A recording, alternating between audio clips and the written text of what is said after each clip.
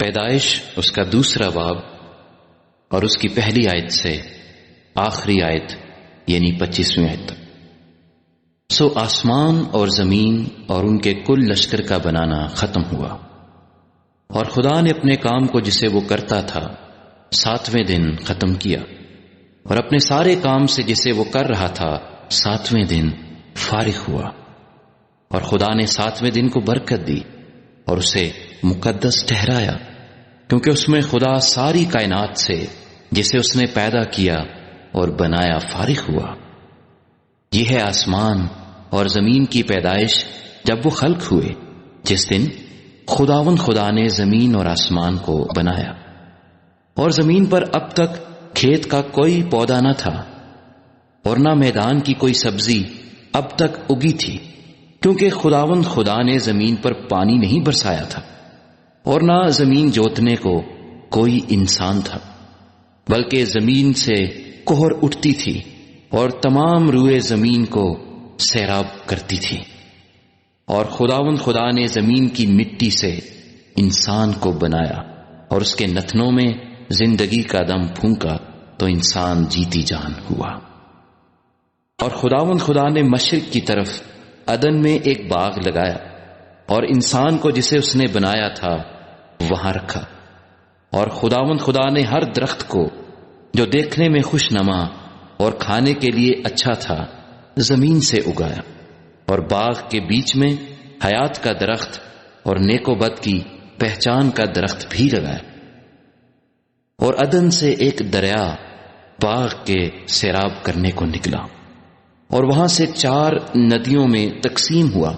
پہلی کا نام فیسون ہے، جو ہیویلا کی ساری زمین کو جہاں سونا ہوتا ہے گھیرے ہوئے ہے، اور اس زمین کا سونا چوکھا ہے، اور وہاں موتی اور سنگے سلیمانی بھی ہیں۔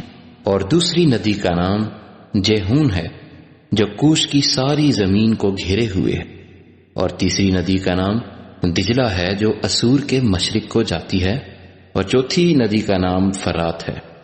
اور خدا نے آدم کو لے کر باغ عدن میں رکھا کہ اس کی باغبانی اور نگہبانی کرے۔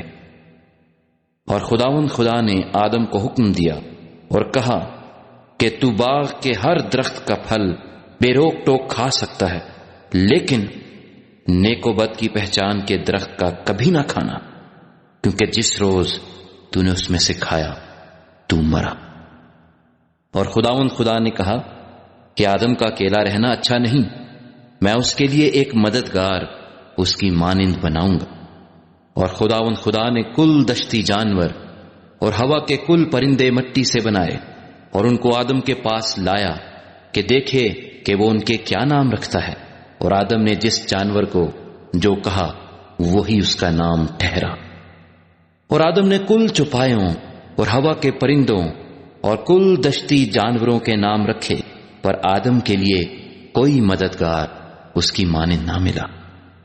اور خدا نے آدم پر گہری نیند بھیجی اور وہ سو گیا، اور اس نے اس کی پسلیوں میں سے ایک کو نکال لیا اور اس کی جگہ گوشت بھر دیا۔ اور خدا اس پسلی سے جو اس نے آدم میں سے نکالی تھی ایک عورت بنا کر اسے آدم کے پاس لایا۔ اور آدم نے کہا، یہ تو اب میری ہڈیوں میں سے ہڈی اور میرے گوشت میں سے گوشت ہے، اس لیے وہ ناری کہلائے گی، کیونکہ وہ نر سے نکالی گئی۔ اس واسطے مرد اپنے ماں باپ کو چھوڑے گا اور اپنی بیوی سے ملا رہے گا، اور وہ ایک تن ہوں گے۔ اور آدم اور اس کی بیوی دونوں ننگے تھے اور شرماتے نہ تھے۔